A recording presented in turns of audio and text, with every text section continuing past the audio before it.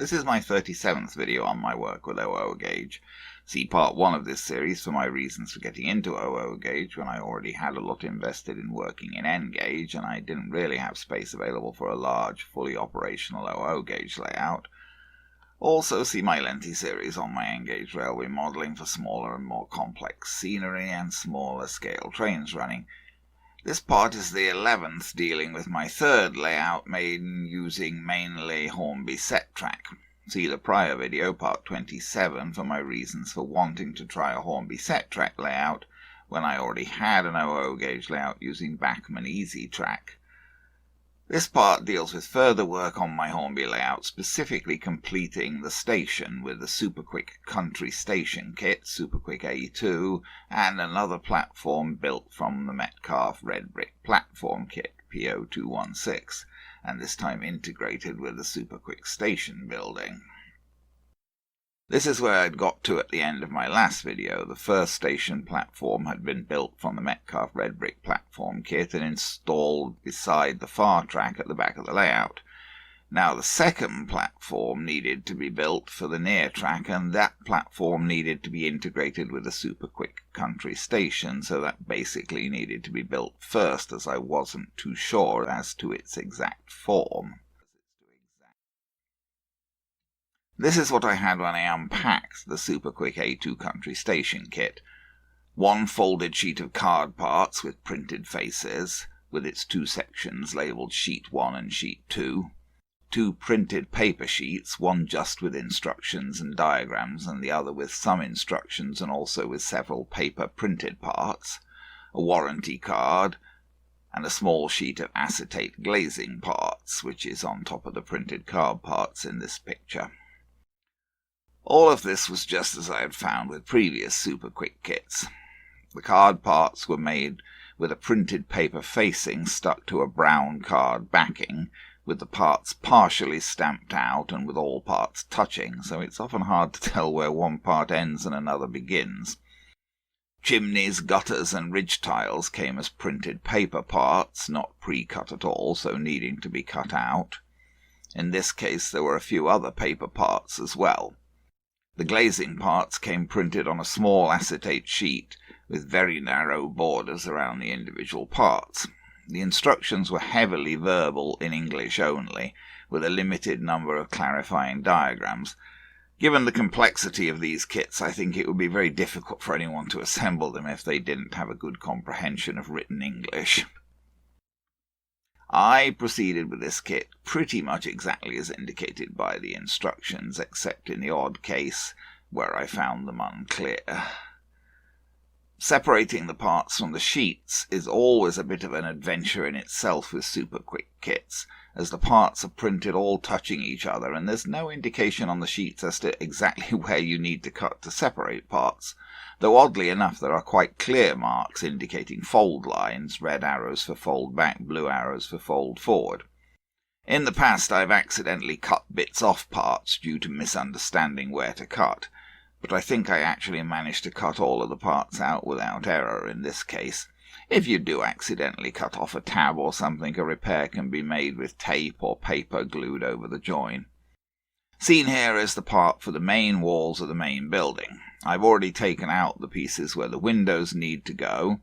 It says flat roofs on the bottom tab because two parts for the flat roofs of the awnings were included in the large doorway gap above that.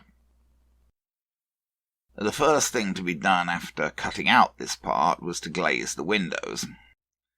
This is a place where I do depart from the Superquick instructions. They say to attach the window glazing using transparent sticky tape.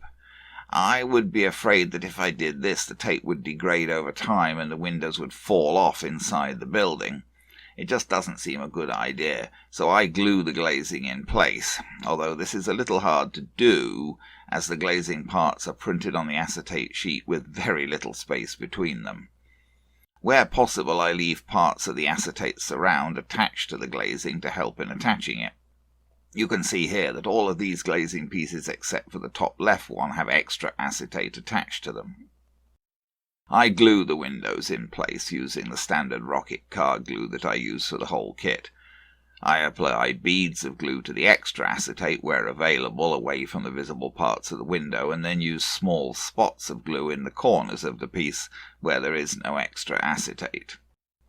It is possible to glue the glazing pieces in place quite firmly like this, although the glue doesn't grip the acetate quite as fast as it grips porous material, so it's necessary to hold the pieces in place and squeeze them down at the edges gently until the glue takes. Here are those windows with their glazing from the outside. Note that the tab marked "Pull Forward" has been pulled forward. Actually, Superquick didn't follow their own standard here, as if the line is meant to be bent forward, it should have blue arrows, not red. Next, the tabs on this piece are fixed. The brown tabs are bent all the way back and glued down, whilst the grey tabs are fixed at right angles using small triangular bracing pieces. The Superquick card pieces do tend to warp rather than lying readily flat, perhaps because of the way they're made, with a printed paper glued to a card backing. Folding tabs like this and similar folding arrangements help to force the parts back straight, taking out the tendency to warp. Now the side walls are folded back and held in place at right angles using more triangular bracing pieces. The lobby inside the main street side entrance is made from a paper part.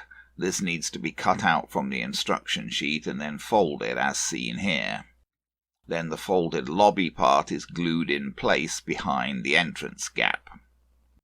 Here's the lobby seen from the outside. The front of the building is not at all finished here. There'll be an additional piece in front of the centre area and then awnings. Now the part for the trackside lower wall is made up. This was a case where I wasn't sure where the part ended. I left that strip at the back, which is marked strengthener attached, as I thought perhaps it was part of this, but as I went on it became clear that it wasn't really part of this and needed to be detached. This wall has its windows glazed as before, and is folded at top and bottom and fixed with bracing pieces, again taking out the warp and making a strong straight assembly. Here's the sheet with the remaining paper parts. The lobby has already been cut out at right. Now the interior for the platform side needs to be cut out as seen at centre left. Note that this does have red arrows for back bends and blue arrows for forward bends. Here's that paper trackside interior part cut out and bent to shape. Now that part is glued to the back of the trackside wall by its tabs. And here's a view of the trackside wall from the outside, with the interior showing through the windows and the partially open door. The trackside wall now needs to be attached in a central position between the side walls of the building. This was a little tricky to do, as the side walls naturally sprung apart to a width quite a bit greater than the length of the trackside wall, so they needed to be compressed quite a bit to glue the trackside wall in place between them. I glued one end and let the glue set, as seen here, before compressing the walls and gluing the other end. I had to hold it for quite a while to let the glue set enough to hold against the spring of the walls, but I did manage to get the trackside wall to hold in place. The bottom of the trackside wall is raised above the ground level of the main wall, as it is intended to sit on the platform whilst the other walls sit on the ground. Here is part of sheet 2. I was looking for the upper section of the trackside wall at this point. I realized after some scrutiny that the part I wanted was just the small elongated rectangle of brick wall at the top, left part of the top, well, sort of centre part of the top. That wall part is glued above the previously formed and attached trackside wall between the side walls. It's a little fiddly to attach as it doesn't have any tabs, but triangular bracing pieces are used to help with the attachment. Next, the front paving piece is glued in place. I was concerned about that rather visible red arrow, so I went over it with a pencil. I needn't have bothered, as that area will be hidden by the front extension when that is attached. Now, paving is glued around the front of the building. This is always tricky to do, as you're just trying to attach it to the bottom folds of the walls by its edge, and since the paving isn't folded at all, it does tend to warp. Note that I have the building on a piece of scrap foam board at this point, as I don't want to get glue on my work surface. I'm trying to get the paving attached and level to the degree that that is possible. Now the front extension is made up. The window is glazed and the walls are folded around a former and glued. The doors are cut through so that they can open. The extension is then glued onto the centre of the front wall on top of the paving. The folded out red tab that was pulled out earlier helps to guide the position of the extension. The instructions suggest preparing and attaching the trackside guttering for the main roof at this point. The Superquick gutters are a serious pain in the rear. The instructions do say that they can be omitted, but suggest that they will make the building look better, which is probably true, if you can manage to assemble and fit them properly. The gutters are paper parts. They need to be scored along their length twice and then cut out. The gutter is then folded back along one of the score lines and glued to make a doubled black section. The other score line is folded up to angle the grey tab, which will be glued under the edge of the roof. The black parts tend to come out looking messy, and the dotted score indications tend to be visible, so I find it necessary to colour the gutters with marker or black paint before attaching them. Once the gutter is folded, glued and coloured, it is attached to the roof by gluing the grey tab up under the edge of the roof. This is the main roof for the main building. That roof can now be attached, gluing it down to the edges of the walls and to the folded back tab at the top of the street side wall. Here's the building from the street side at this point. Now a ridge board is glued in place between the main roof and the top of the extension to serve as a support for the extension roof. The extension roof then folds over and attaches. It's important to get glue along the back edges and to hold them down firmly against the main roof until the glue sets, as gaps tend to develop there. There are barge boards provided for the extension roof, but not oddly enough for the main roof. The barge boards are glued in place with card spacers behind them. Now work turns to the awnings. These parts are called valances, apparently, according to the instructions. This is getting beyond my architectural knowledge. They need to be folded around the spacers seen behind them here. Then roofs needed to be folded in a flat, ridged flat shape over those valances. At right you can see parts for the side flat awnings. Here are the two valances with their roofs folded and glued on. Now ridge covers are glued over the peaks of the roofs. These are like ridge tiles but plain grey, I guess representing leading or something similar. I coloured the central folds black. I think the instructions intend you to score the back of these and the ridge tiles when folding them. Maybe that would make them fold better without needing to have the folds coloured. One of the valances is glued to the wall above the street side entrance door. It has to be glued by the edges of the card, which is never ideal, but it can be done. Now the edges of the side awnings are glued in place by fixing their ends into the folds at the corners of the walls, which is also a rather iffy process. And once the glue is set to hold the edges in place, flat roofs are glued over the top of the side awnings. The other valance is now attached over the top of the side door with its roof lined up with the side awning. Now additional paving pieces are attached at the sides of the building, beside the parcels office door on one side, and beside the blank wall on the other side of the building. Again, persuading these to go on flat and stay on is tricky, as they can only be attached by their edges to the bottoms of the walls and the edges of the front paving. The main building was now substantially complete apart from the roof details, chimneys and ridge tiles.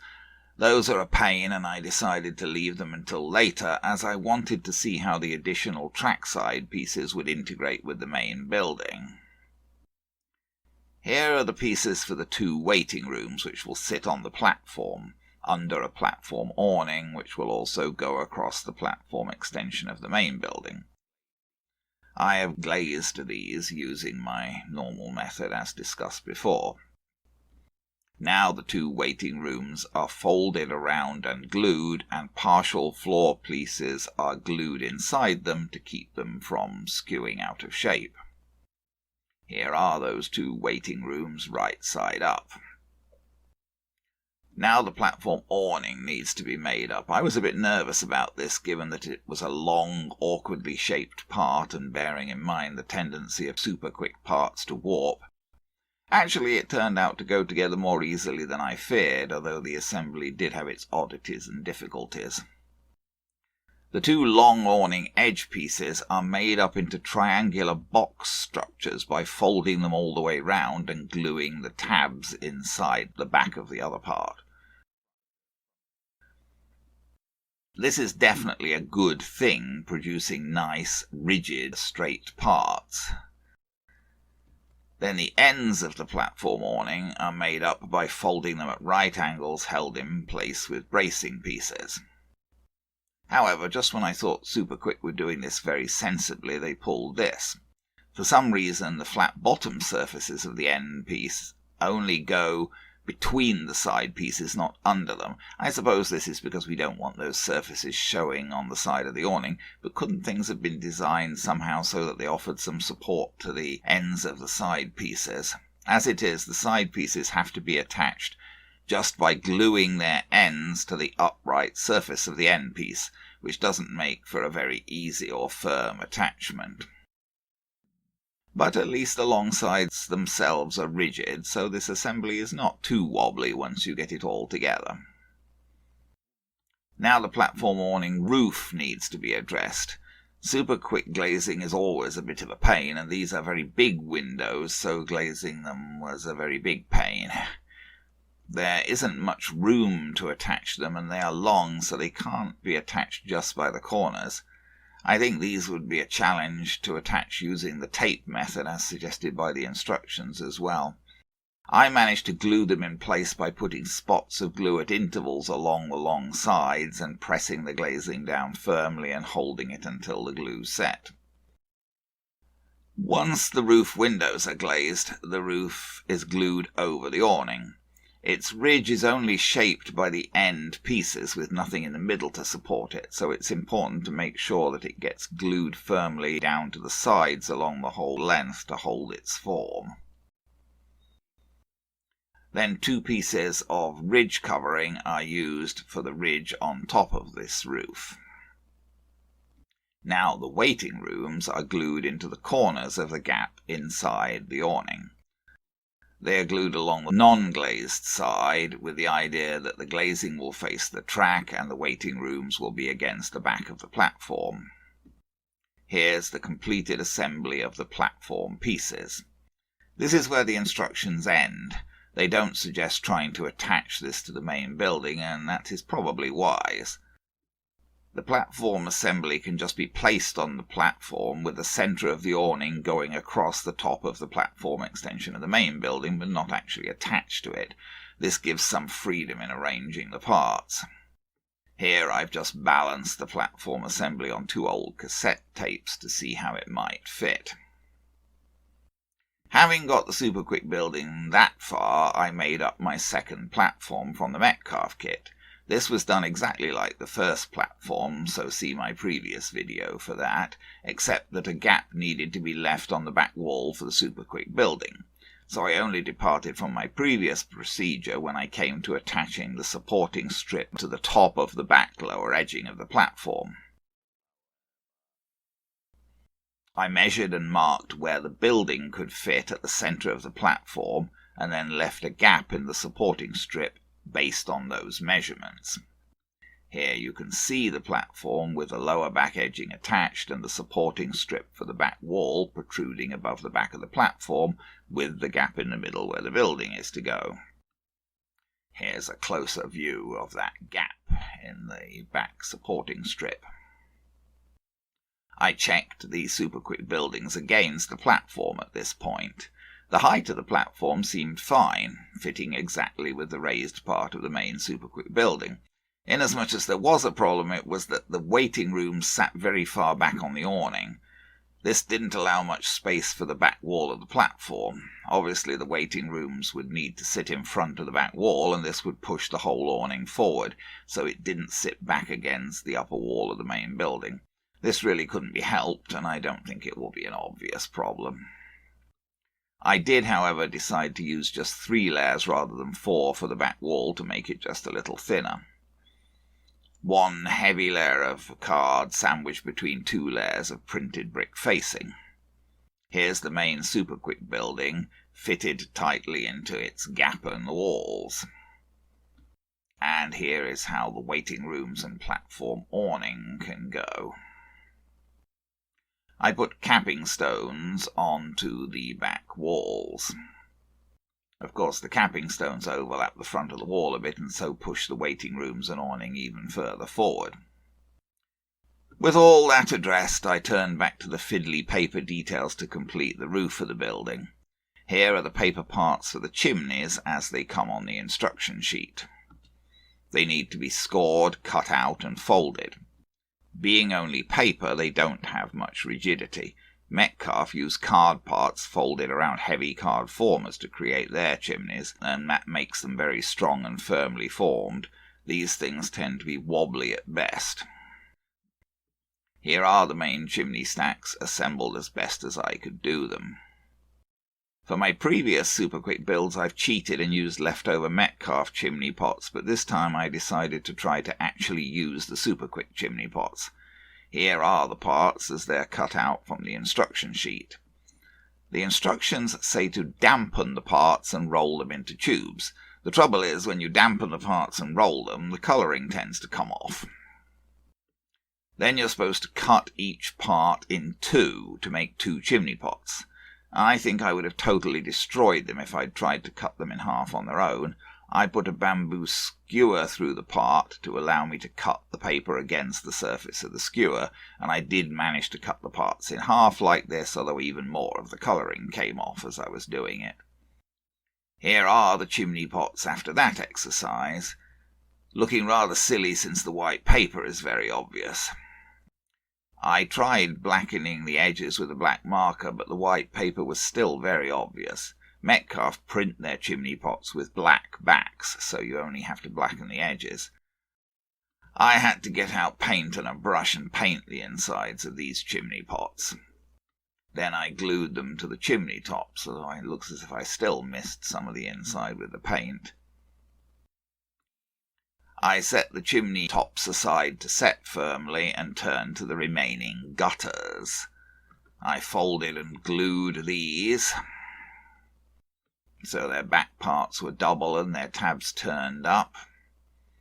And then I ended up using 3 different black markers to try to hide the edges and dotted lines, etc., and make the guttering black.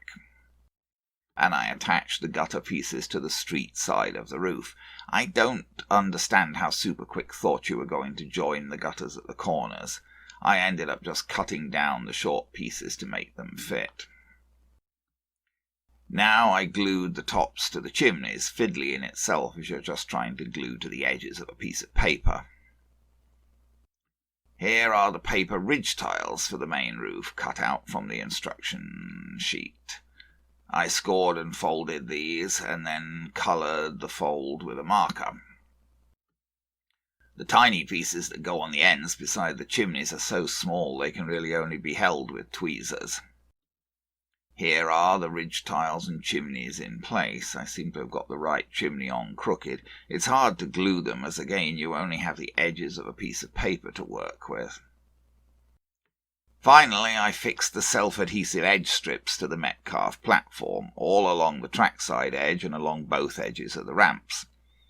As noted previously, these edging strips look nice, but they always tend to peel off over time. Also, they were printed with the thickness of the colouring not even from one strip to another, as can be seen here. The white strip on the left piece is much wider than the white strip on the right piece. When I went to place the platform and building on the layout, there was a discrepancy between where the building fitted onto the platform and where I had laid grass around my template. I guess I just placed the template by eyeball in a reasonable looking place, whereas I put the building in the measured centre of the platform length, and the two didn't correspond. So I had to take up some of the static grass from one side and apply some more static grass on the other side to work with where the building was actually going to go. And here is the station on the layout. I wouldn't venture to say completed, but at least the platforms and main buildings are assembled. Here's a closer view of the buildings. I do think that this is perhaps the nicest Superquick kit I've encountered so far. Well, the Swan Inn was very nice as well. But this makes a very pleasant-looking little country station with the platforms. I will have to do something to try to integrate the paving of the station a bit better with the ground at some point, but for now I shall get on with assembling other building kits for the layout. Here's a final view with trains at both platforms, LMS corridor coaches behind a Daypole 2P at the far platform, and LMS suburban coaches behind a Hornby Fowler 4P tank at the near platform. I see the join on the back scene is coming apart again, despite being glued multiple times. Anyway, next time more buildings. I'll maybe do the Hornby signal box next, as that is pretty simple, and then maybe the Metcalfe double engine shed, as that is large and I've never done it before.